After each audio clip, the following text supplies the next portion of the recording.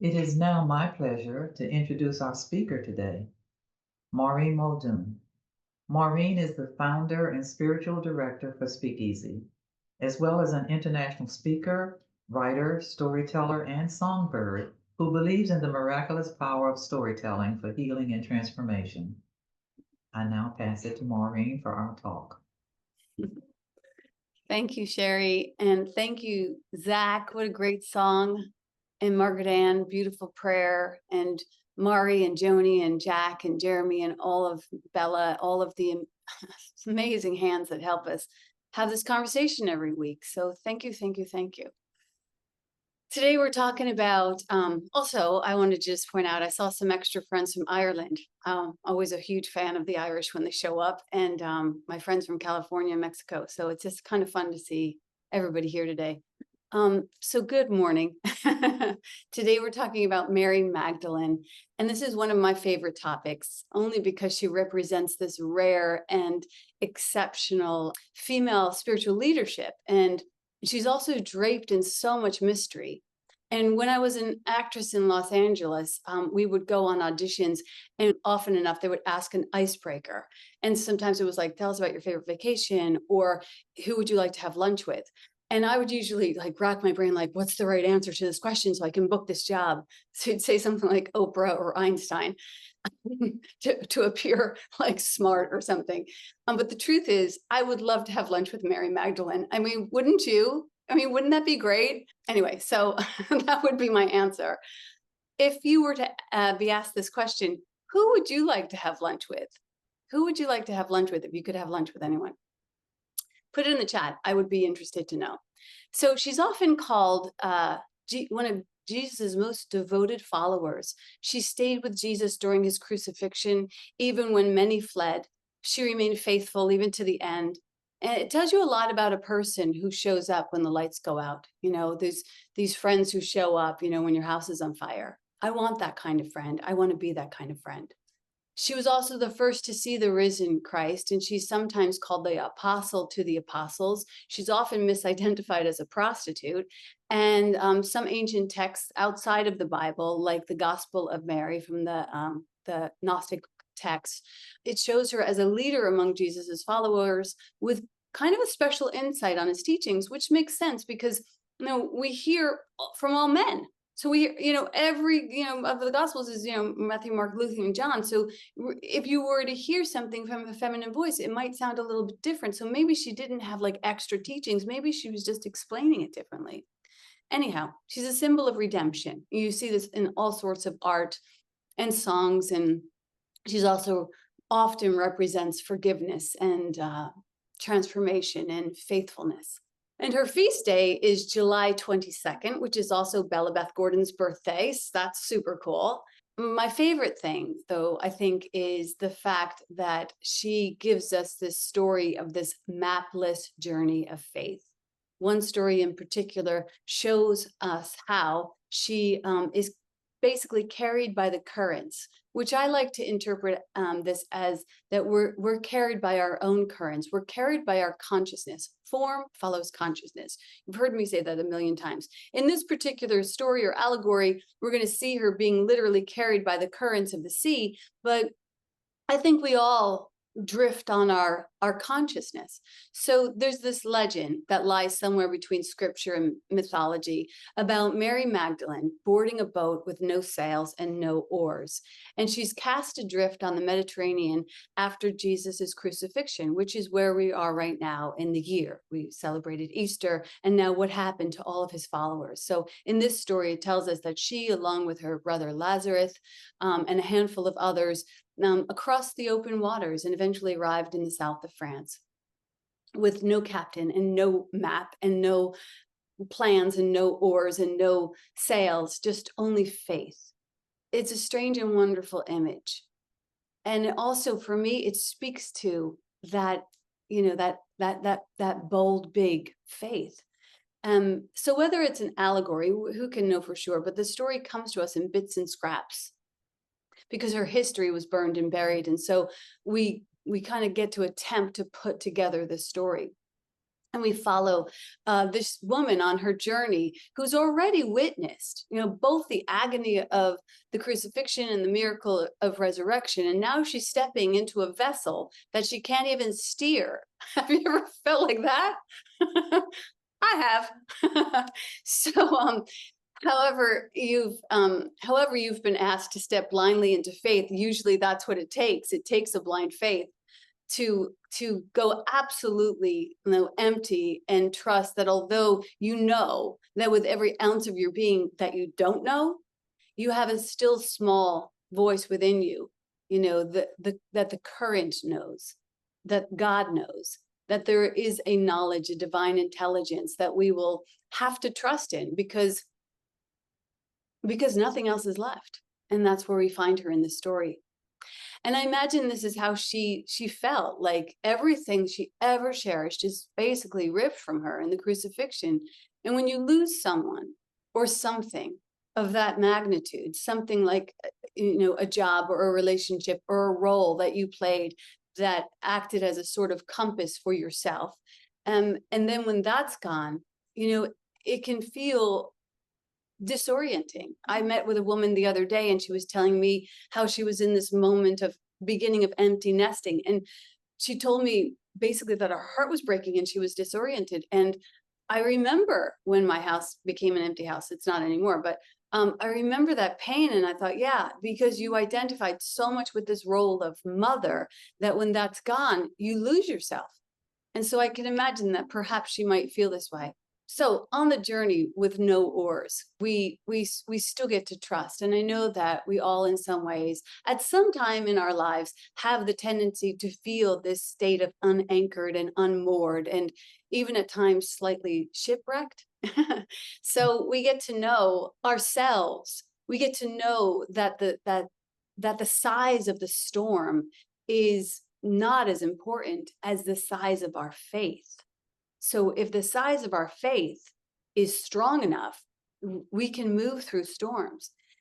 And I'm sure that you've found, or at least I hope that you have found, that even in the storm, that you're cared for, that you're carried. And sometimes it takes those storms in our life to really show us how cared for and how carried we are. That's been my experience with every storm. I am overwhelmed, not so much with the wreckage of the storm, but with the stunning nature of the love that comes through. So like that story about the footsteps in the sand, that corny story, but I just love it. I can't help myself. Like, in the easy hours, you're just walking along with Jesus or your higher power, and there's two footsteps in the sand. And then, when the storm comes, you get carried. And you know what? It's not a fun time. Like, no one wants to be carried. I mean, we talk to Tony all the time about control issues. Like, it's like, I can walk. I don't want to be carried, but you have to be carried because you can't actually walk. And so, because when you're carried, you're just at the will of the carrier. Like, you've surrendered your will completely. And if you're being carried by God and you have a good relationship with God, that should be okay. But most of us don't. Most of us feel like, I don't know that God knows where to bring me. I don't know if God can really deliver me because my control and my ego is so much bigger than my faith. So we get this great story with Mary Magdalene, being unanchored and unmoored, and this willingness to trust the one who carries her, and to trust that the one who carries her will also deliver her. So I've spent the last 2 weeks myself on this unplanned journey with my daughter, Billy, and we ended up in this old church that had been converted. I didn't know that's where I was going. I had no clue. I had no idea where I was going, and I landed in God's house. I mean, that's how serendipitous, to be delivered to a sanctuary in a time of such care and beauty. How can I not believe in God, right? How can I not believe in a higher hand? And I hope that you have found yourself in storms being also delivered to merciful shores. So the thing is, it doesn't make sense to our linear, logical, planning mind. But if we're honest, most of the sacred journeys that we're called on are like that. They're mapless. They're mapless. And that's why it brings us to our knees, because we say, God, I have no idea where to go, what to do, or what to say. And then that's when we say, I guess you're going to have to carry me. And then we find that the course of God is perfectly planned for our highest good. We end up in sanctuaries. So when we allow God to take the helm, we can experience the gifts of this type of faith. And we might get nudged or, to change direction on the way or to walk away or to start over, to love again. But rarely do we get like the full picture. We're on a need to know basis because God doesn't want to carry us and also have us going, go over there, do it, go faster, go slower. I'm usually the person who's saying, go faster. Aren't we there yet? So it's like you don't have control here. This is the birthplace of trust, and in the course we like to use the acronym of to rely upon spirit totally. Let yourself be carried. So Mary Magdalene's oarless voyage invites us to reconsider what faith might look like. I mean, faith is not certainty. It's not controlling. It's not having a clear destination. Faith is a simple surrender, a willingness to get in a boat, to let go of the wheel, to trust that spirit will carry us, and that wherever spirit brings us to, there will be both meaning and mercy when we arrive. And that when we accept the role of surrender with a joyful heart, or at least with some faith, we'll truly see that our good is at hand.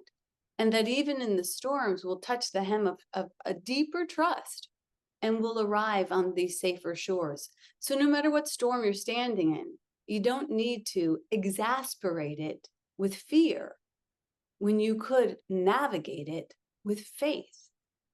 And that is a very important thing to remember because you will not be able to plan your storms. So you have to plan your faith. And I love this quote that my friend Jody Murphy has often recited to me through my many storms and through her many storms. Jody Murphy is one of those really fun powerhouse people that you just want to have alongside you when you're walking through things. And it's a quote from Barbara Kingsolver. And it says, every one of us is called upon, perhaps many times, to start a new life, a frightening diagnosis, a marriage, a move, a loss of a job, and onward, full tilt we go, pitched and wrecked and absurdly resolute, driven in spite of everything to make good on a new shore, to be hopeful, to embrace one possibility after another. That is surely the basic instinct, to cry out, high tide, time to move out into the glorious debris, time to take this life for what it is. For what it is, not for what I want it to be. Acceptance is the answer to all of our problems. What would we not accept if we but knew that everything was gently planned by one who knows our highest good? So this quote, I mean, it's audacious, don't you think? It's the audacious nature of acceptance. It's this boldness that says, I will not be just saved from this wreckage. I will be sanctified in this wreckage. I will be placed under the wing of love. I will be hosted in the sanctuaries of the divine. Do you have that kind of faith? As Billy and I were hosted in the house of God for 2 helpful and healing weeks, demonstrating that everything is gently planned by one who knows our highest good, even in the storms.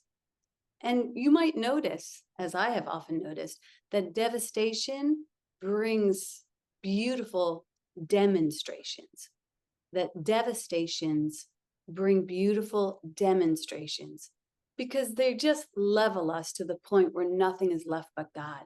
Like I remember when my dad died. Oh my gosh, what a beautiful event. And how can you say that about your dad dying? First of all, I was devastated. I remember walking up the stairs to my house and I felt so heavy and so crushed. And I remember that's when I first heard this saying that was like, I will be damned if I'm not blessed by this. And I kind of have used that as an oar ever since. But we got to my family's house. I flew out right away. And then my family drove through the night, my husband and my children, to attend this celebration. And when we got there, it was Christmas time and none of us had any gifts for each other. We had left everything at home and my whole family was together. But that was what was most important, was my family to be together. It was almost like this was my father's last teaching for us. And so we went through all of my father's things and we wrapped them up for each other. And my niece got like the last 2 inches of my dad's alcohol. And my nephew got like my father's like slippers. And each of us got these like weird things from my dad. And everyone received their gifts with so much love. Like they cherished him so much. And my son, who's on the autism spectrum, he was there and he said, "This is the most beautiful Christmas ever." And he was like our little tiny Tim. But it was interesting to see so much love exploding from the heartbreak that we were experiencing. I mean, how could we not recognize the magnificence of God, even in our darkest hour? So they say, we're stronger in our broken places. And nobody really likes that saying, but it is true. And Mary Magdalene has this sort of teaching for us around being resolved to come through the bad, this gumption, this phoenix energy, even as she's basically slut shamed and defamed for most of her, her legacy. She still rises and she pulls our attention to what true devotion looks like. And maybe that's what was so feared about her, was that she was so committed to her faith that she goes, even another story about her is that after the crucifixion, she goes to, the powers that be, and she brings an egg with her so she can get an appointment with the emperor. And she says, "Christ has risen," and she gets to carry that gospel. And he says that Christ is no more risen than your egg is red, and boom, the egg turns red. And that's, they say maybe a part of the symbolism of Easter, among other pagan rituals around eggs. But anyhow, so she's standing in the storm and she just continues to put one foot in front of the other. And for this reason, and for many others, we at Speakeasy, we celebrate and we honor Mary Magdalene, but we dedicate our service to her, along with other great teachers and way showers. And what we know about her, we also know we don't know anything. I mean, it's all mystery. It's all complicated. It's also faceted. And it's also, interesting, like how powerful and how dangerous it is when someone's name becomes a vessel for projection. And her name just became this vessel for projection where we could put all of our slut shaming on this one woman. And, why, So Mary Magdalene is one such person. She's this public figure. She's powerful. She has a devotion to Christ, his teachings, and she's also an easy target to project upon. And because of that, she represents everything from sanctity to sin, from mystic to prostitute, from truth teller to harlot. And yet under all of it, no matter what people want to project on her, she seems to remain very true to herself. Remember, and again, we can't really know if Mary Magdalene was also Mary of Bethany, but if she was Mary Bethany, which many scholars say it was, she's the one who's like, "I'm not going to sit in the kitchen. I'm going to go listen to Jesus." She's the one who pours out the oil, and she's like, "I don't care how much it costs. I'm going to do this." So it's hard to make those connections, but if those connections are true, it's interesting to see this woman who knows herself. She smashes some glass ceilings for us. She pours out all the oil. She kneels at the knee of Jesus. She washes his feet in public. She speaks truth to power. I think we would like her around here. I think she would fit right in. So the stories of Mary Magdalene are also mixed with the stories, like I said, of Mary of Bethany and the stories of the adulteress. And it's hard to kind of grasp the truth. But what I've come to decide for myself, and you can make your own decisions, is that what if we just said that all of it was true, that all of it's confusing because all of it is true? And the confusing part is on our part because we don't like things to be good and bad. We like things to be good or bad. We don't like when we mix our whores with our holy, we prefer not to. And so we begin to segregate. And so we get confused around that. How can she be a whore and how can she be holy at the same time? But maybe that is her best teaching. She's representing all things for us. The conflicting aspects of self are also for her true, but also true for us. In the Nag Hammadi library, there's this poem that's basically, it serenades the idea of I am that I am. It's called Thunder Perfect Mind, and it's very long, but there's some, I'll just give you some of it. It starts out with, I am the first and the last. I'm the honored one and the scorned one. I'm the whore and the holy one. I'm the wife and the virgin. I'm the mother and the daughter. I'm the members of the mother. I'm the barren one, and many are her sons. I am she whose wedding is great. I have taken no husband. I am the midwife and she who does not bear. I am the solace of my labor pain. I am the groom. I am the bridegroom. And it is my husband who begot me. I am the mother of my father. I am the sister of my husband, and he is my offspring. So it's this disconcerting poem that's just like, I'm everything. It's this beautiful, long, epic poem. And it says, like, I am the knowledge, and I am the ignorance, and I am the shame, and I am the boldness, and I am the shameless, and I am ashamed, and I am strength, and I am fear, and I am war, and I am peace. I'm all of it. I'm all that there is. And I will not exile any part of myself. I will own myself, all that I am, all that is holy, and all that is human. I am that I am. And so when Jesus says, whom among you is without sin can cast the first stone, it stands us still and takes us to the bone marrow of ourselves, because we, like this tapestry of Mary Magdalene, also know that we are all of that. And so what if the confusion of the story of Mary Magdalene is perfect in its confusion? That she shows us how freaking complicated it is to be human. One thing the poem doesn't point out, but it kind of infers, is that the idea that not only am I mother and father and fertile and barren and sinner and saint, but that I'm very holy. That I contain all of these things. And to contain all of these things is what actually makes me very holy, because if I deny any one of these things or anything, I fracture myself. And so in my acceptance, that's how I become very holy. I am forgiven and I can forgive. And it's good to be forgiven, but it's great to forgive. To forgive yourself for thinking that something went wrong. And Mary Magdalene's legacy and reputation, is about this beautiful forgiveness, as was Jesus, as was, the Blessed Mothers. And it's interesting that, like, how did her story get so warped and riddled? It was annihilated by Pope Gregory VI, and he gave this sermon that conflated her with the sinful woman in Luke. And many scholars have agreed to this being a misinterpretation stemming from just a patriarchal agenda, because at the time, I suppose, like, women made us uncomfortable, and powerful women made us terrified, and powerful holy women were a cause for annihilation. And so her story was reshaped into a cautionary tale instead of a celebratory tale of a central figure, a spiritual central figure. And when we got on the call today,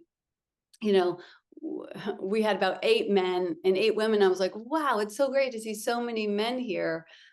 It's important to have all of us represented in leadership, because if you can't see it, it's hard to be it. It was very hard for me to take up this role as spiritual leader. I thought so many things. Like, I thought, like, I'm already kooky enough. Like, I curse, I wear tube top, like 1,000 reasons why I shouldn't be a spiritual leader. And mostly I had no role models. So every time a little girl came into my church when we were brick and mortar, I like fell over myself. I was like, look, like, this is a possibility for you too. It's all a possibility for you. So anyhow, her story was reshaped into a cautionary tale. And this type of cautionary tale not only annihilates her, but it annihilates all of us. It affects all of us, because these cautionary tales tell us to play small, to play safe. Don't rock the boat with your unconditional love over there. Not just because if you do, you will be liberated, but if you do, you might be liberated, and we will, and you might also recognize your own brilliance. And then how will I ever be able to control you? Have you ever feared being too big for your britches? I mean, I have. Have you ever felt afraid of your own power, so much so that you even probably maybe sabotaged yourself before anyone else could? Yeah, we do that. So if you have ever done that, go ahead and siphon off the spirit of Mary Magdalene, who shows us how to be bold and unconditional, even at the cost of her own reputation. This demonstration of Mary Magdalene wasn't just,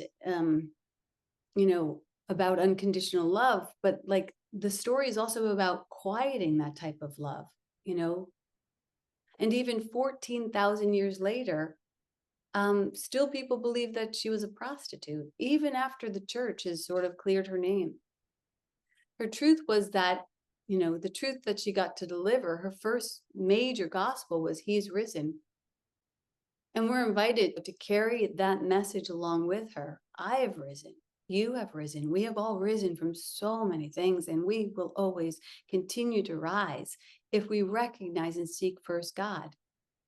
We're all chosen to carry this message. It's important for us to carry this message because it's helpful for us to carry this message. She was just the one who was willing to do it first. She wasn't just a bystander. She was commissioned.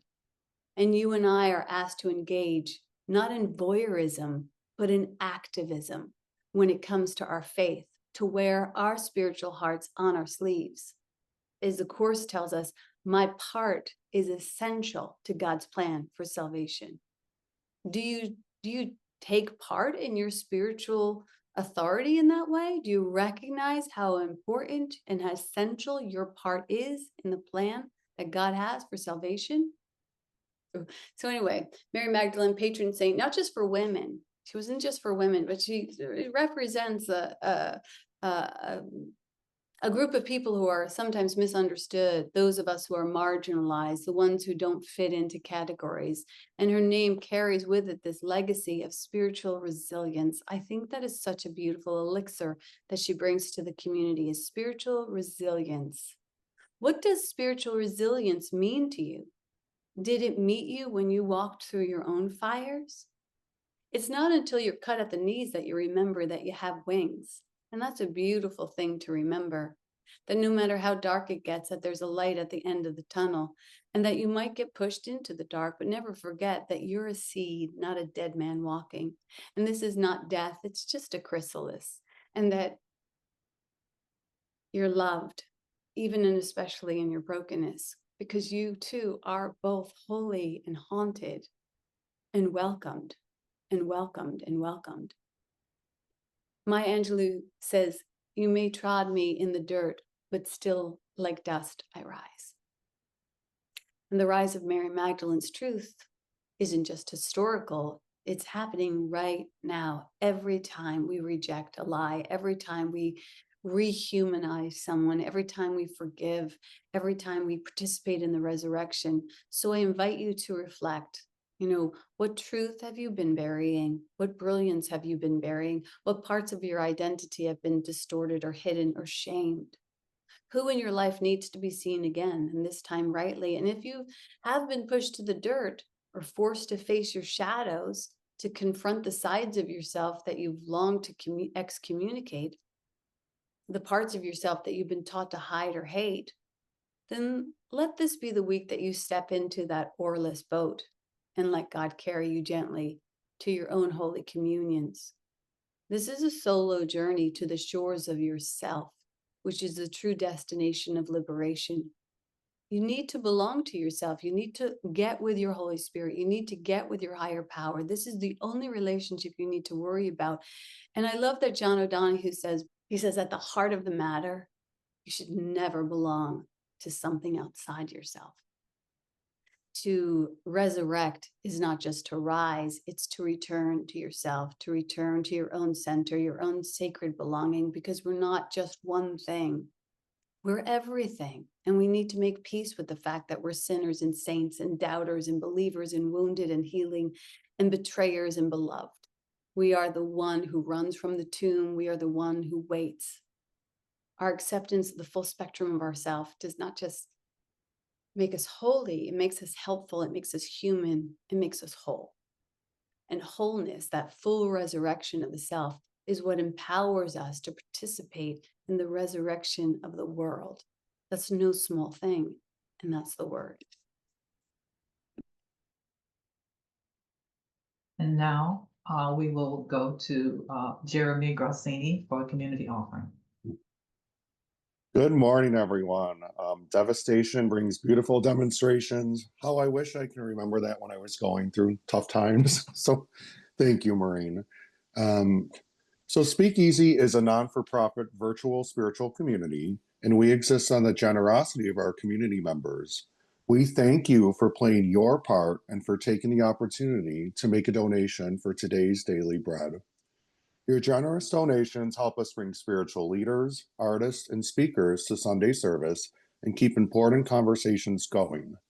As the law of circulation states, freely we give, freely we receive. As you are spiritually fed by today's conversation, I invite you to go within and see what is yours to share. No gift is too small. All contributions to Speakeasy are tax deductible here in the United States. The donation link is in the chat, as well as our website, speakeasyspiritualcommunity.com. Thank you. Maureen, I loved this subject. I love this subject so much. And you did such a wonderful job of giving us a fleshed out picture of Mary Magdalene.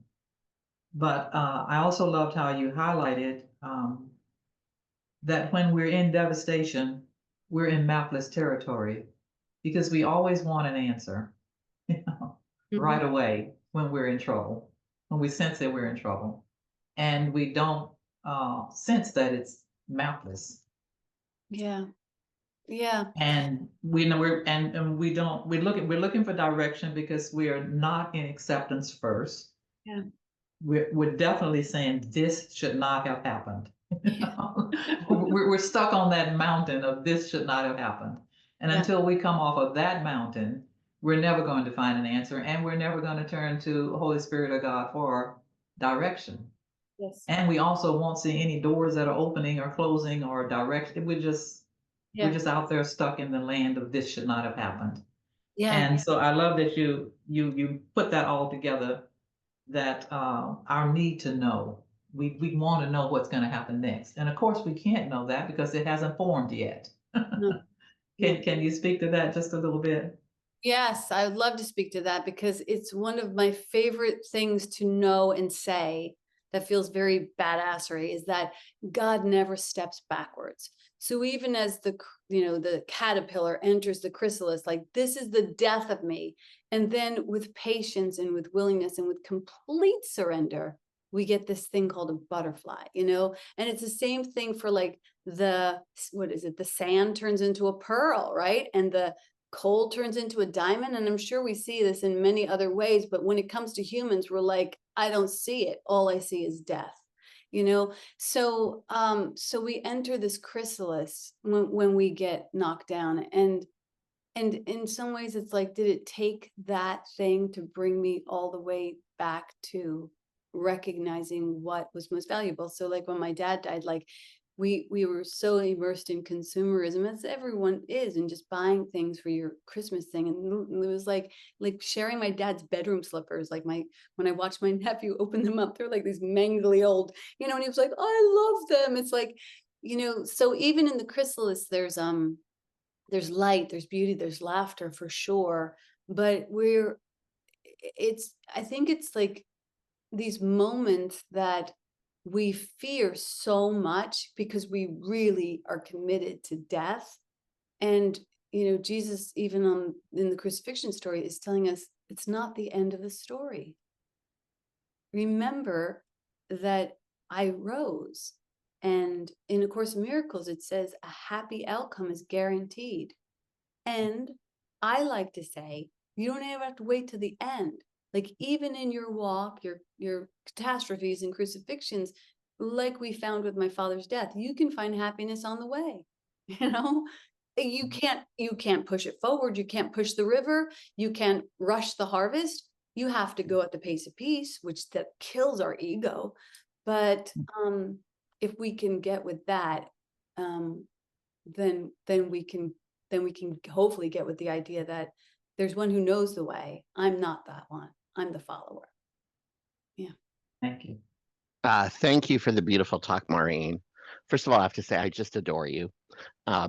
Your wisdom, your storytelling, it touches me in so many ways. So I'm so thrilled to have discovered this community. You brought forward a couple of things for me that were really, really powerful. The first was, so anyone who knows me for 2 minutes learns quickly that I'm a huge fan of Amy Grant. And Amy Grant sings a song called Tracks, I think is what it's called, but it talks about what would they find if they uncovered all of our tracks of the roads we've gone down, right? And the one of the main ideas is there's so much good in the worst of us, and so much bad in the best, so much bad in the so much good in the worst of us, and so much bad in the best of us, and that we shouldn't judge anybody.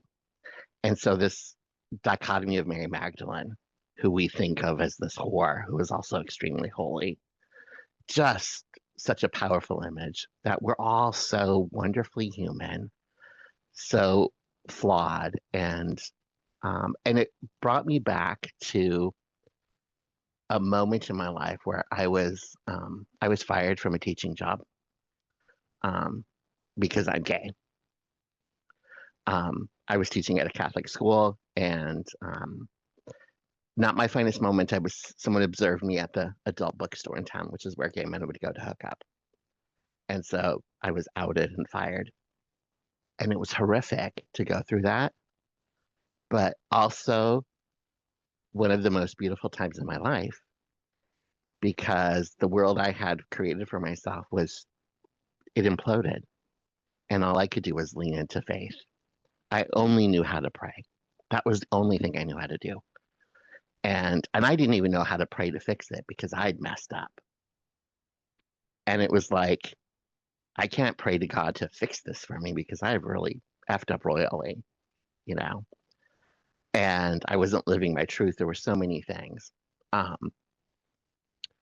And in that time, my mother, who is immensely wise, said to me, "It is what it is." And I thought, how dismissive. Like, here I am going through this horrible thing, and she's just saying, "It is what it is. It is what it is." And later, someone said to me, when it is what it is, it means it isn't what it isn't. It's not the story you're creating about it. And so I've learned the other thing that brought forward for me was just leaning into the power of allowing. Just allow it. And my mom said to me, God's grace is sufficient to get you through even this. And so thank you. Just to be able to remember those things. That happened 25 years ago, and my life has been so blessed. Yeah. And had that not happened, I wouldn't be in California. I wouldn't be living the life I'm living. That was the impetus for me to come out. It was, it really, I learned to live my truth, right? That was part of your coming out story? Oh yeah, that's when I came out. Yeah. Yeah, I was married. I was married to a woman. We were going through a divorce. She and I are now the very best of friends. Her father was gay, so I was used to think, oh, you marry someone like your dad. There's just so many layers to the story. But yeah, I was outed. I was forced out of the closet. But it was a beautiful time in my life. But I'm sorry. But God, I mean, yes. Yeah, that which is true cannot hide. No. It will bust through cement. It will bloom in all awkward and amazing ways, but the truth cannot be hidden, and it will self implode. So God bless you.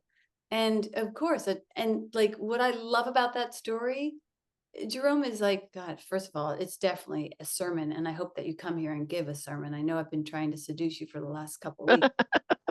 I would love to. Yeah, that would be a good one.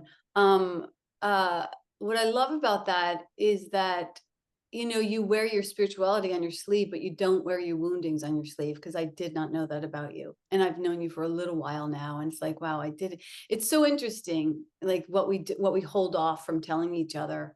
And it's a beautiful story. I am sorry that was tragic at the time, but and it's taken some time to get past it. I mean, it's been 25 years. I used to dream. I haven't had dreams about it for a long time, but I used to have dreams that I was invited to come back to the school to teach. And then they'd say, oh, wait a second, you can't be here. We forgot. You're not worthy to be here. And so I think the healing, I wrote a book about it. I wrote a book called A Place in the Choir, because I was a music teacher. So it's called A Place in the Choir, Reclaiming My Relationship with God as a Queer Man. And that writing the book was really cathartic. I needed to tell the story. Like, and you know, I'll be damned if I won't be blessed by this. That, for me, it was like, this isn't the hell upon which I'm going to die. This isn't the end of my story. And when I look back on the times in my life, it's one of the most beautiful times, Mm, as okay. hard as it was. Anyway, I'll be quiet about it, but thank you so much. You brought so much Not forward. be quiet. Haven't you learned your lesson? It's fine. And I also love the story about your father and giving that I was weeping. I was like, oh, how beautiful is that? Like the last 2 inches of his vodka was like prized holy water. We're like, who gets this? Yeah, no, I love it. When my father passed, my niece, my dad had this ratty old chair, and my mom was like, finally, I can get rid of this ratty old chair, because he would not get rid of this chair. It was his chair, right? And my niece came into the house like right after, and she said, Grandma, what are you going to do with Papa's chair? And she said, I'm getting rid of that thing. And she said, no, I want it. Mm-hmm. And so she moved that chair into her home. Yeah. Yeah. So, We love that which has been well loved. yeah. Yeah. Yes. Thank you so much for the beautiful talk, Maureen. Thank you. All right. I loved what you said in your story and the sermon today about God, our relationship with God being on a need to know basis. And, we talk a lot about we want to know how things are going to turn out, but I don't think we really do. We all love a great mystery, and our lives are the greatest of all. And if you think about it, the one thing we know for certain is that this form is going to die, and we avoid it at all costs. We try to delay it, and so we just are eternal optimists, and that's what gets us up every day and gets us going. And even if you look at a homeless person with their shopping cart full of stuff, you think, what can they have to look forward to? And they, in that shopping cart, are planning for their future. They see a future for themselves. Or maybe even better, maybe they're just enjoying the present. I mean, because that's really all there is. And, when we get everything ripped from us, it's like, okay, I'm here now. I'm here now. Yeah. Yeah, that's the truth. That's the absolute truth, Vince. Okay. I pass. But I love your message. It is so true that having to go into that blind faith, and I feel like that is what it's going to save us. It's to be able to fully let go, which is super scary. And Yeah. I could not imagine getting myself on a boat with no oars and no map quest and no, like, oh, let's see where it takes me. But absolutely, I feel like that is where we're really gonna be crowned. Yeah. Is in that moment where we really allow. Yeah. And it's funny to think like we're contemplating getting on a boat with no oars. We're on the boat with no oars. Right? And it's like, do we show up to it or do we distract ourselves with fears or resentments or everything? Or do we like show up in this space of surrender? And I like when I think about you, Mari, picked up a couple of the teaching slots that I was doing. We for those who don't know, we teach A Course in Miracles every single day, a couple of calls a day, and we have a lovely faculty of teachers. And Mari stepped in for me for a couple of classes, and it's interesting to enter a class where the people haven't seen you every single morning, and still to show up and teach what you know, and that is getting in the boat with no oars. That's like, okay, I'm here and I'm going to be guided by spirit. I don't need to pre-plan. I don't need to throw my resume out there. I can just show up and teach. And for me, I feel like we're constantly getting on the boat with no oars. I mean, nobody knows anything about anything. We're all on a need to know basis all the time. I mean, the funny thing about giving up control is you've never had it. You know what I mean? Like, what are you giving? You're giving up something you never had. And it's kind of, you know, after you go through a few things, you start to recognize that. And then we can surrender into the plan of God, which is always so much greater than the plan of Maureen or the plan of Mari or the plan of Sherry. You know, if we let go of the steering wheel, we might find ourselves in some really holy places, no matter Right. how unordained we might feel. Yeah. And you know, I heard this week, when we get ahead of God, we're gonna regret it. And that really stuck with me because it is so true. Every time that I try to plan without consulting and allowing the plan of God to unfold for me, I'm gonna regret it. Yeah. And that's why it's really nice that what I witness is that you don't do that too often. Like, I actually never see you do that. So you're a great example for me of somebody who like really checks in and checks in and checks in again and again and again. And I like the idea that, you know, we make plans and God laughs, but when God makes plans and we follow them, we laugh. A happy outcome is guaranteed. You know, one of the many things I love about studying the course is there is no sin. Mhm. We just make mistakes. And as you were talking, I thought about how unforgiven that Mary Magdalene seems to be if maybe the only unforgiven person in the Bible. Because Peter did many things that we could have carried forward. And I had never thought about that before, about how her sin, big stamp, just seems to be the one that nobody is willing to forgive. But I'm thrilled that she has lasted through the centuries and that we love her as much today as when she was here. Yeah. And that she is rising regardless. She's like that Maya Angelou poem, no matter what, she is rising. And Mhm. just an interesting observation. But thank you for your sermon today. Always a mind opener, always lovely. Thank you, Sherry. Thank you for being my teacher, and thank you for teaching the text, and thank you for being always so generous with showing up to host. It's so kind, because your consciousness is like on point, and every time I see you here, I just feel good. Thank you. Thank you. I appreciate that. Thank you. If there are no more questions, we will have another song, beautiful song from Zach Freefall.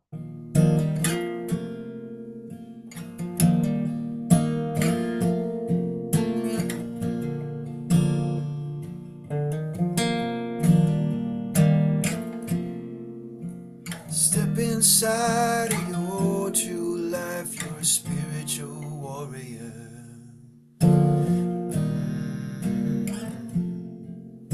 Step inside of your true shine with the heart of the mother.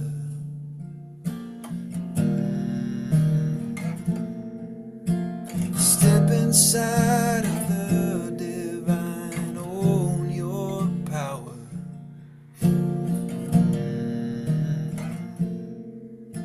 Step inside the river inside your breath, breathing.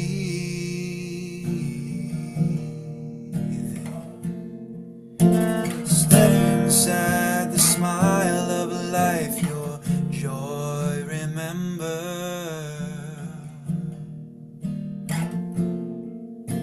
Step inside the song's rhyme, keep on singing.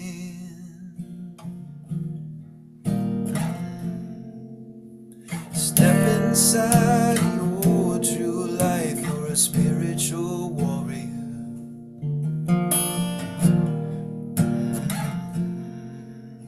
Step inside your true shine with the heart of the mother.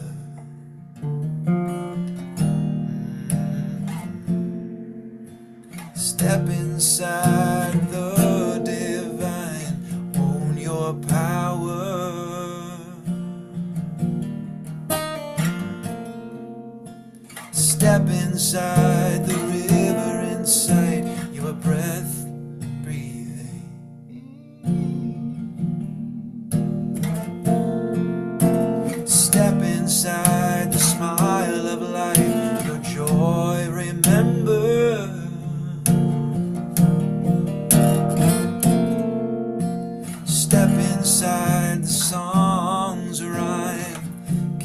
on singing.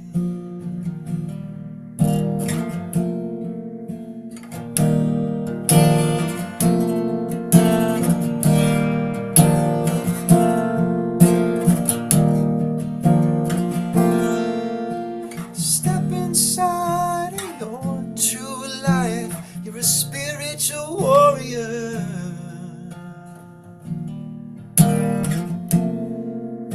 Step inside of your true shine with the heart of the mother.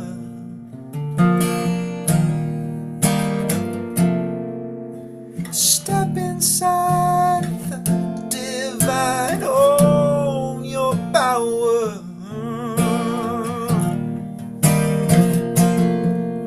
Step inside the river inside. Your breath breathing.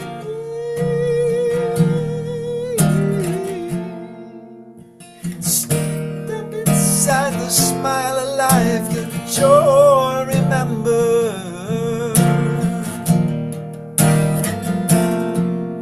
Step inside the songs rhyme. Keep on singing.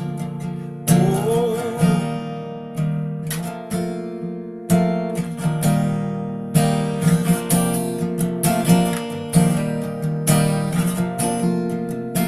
Step inside the songs rhyme. Keep on singing.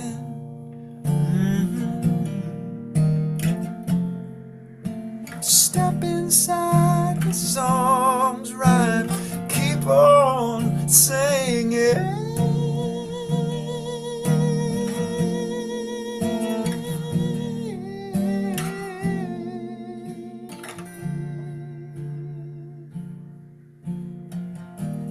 Keep on singing. Keep on singing. Keep on singing. Keep on singing. Keep on singing. Keep on singing. Keep on singing. Keep on singing. Keep on singing. Keep on singing. Keep on singing. Keep on singing. Keep on singing. Keep on singing. Keep on singing. Keep on singing.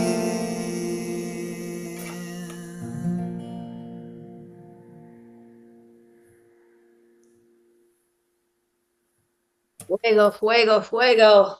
Hot. Oh, Wow. Zach, we wanted you to keep on singing. Thank you. Whew. Thank you, Zach. That was moving. That's the best word I can come up with. It was so moving. Thank you so much, and thank you for being with us this week. Thank you. I want to thank everyone for joining us today. We hope to connect with you at one of our events during the week, and we definitely hope to see you here next Sunday. Bring a friend. Thanks, Sherry. God bless. Bye.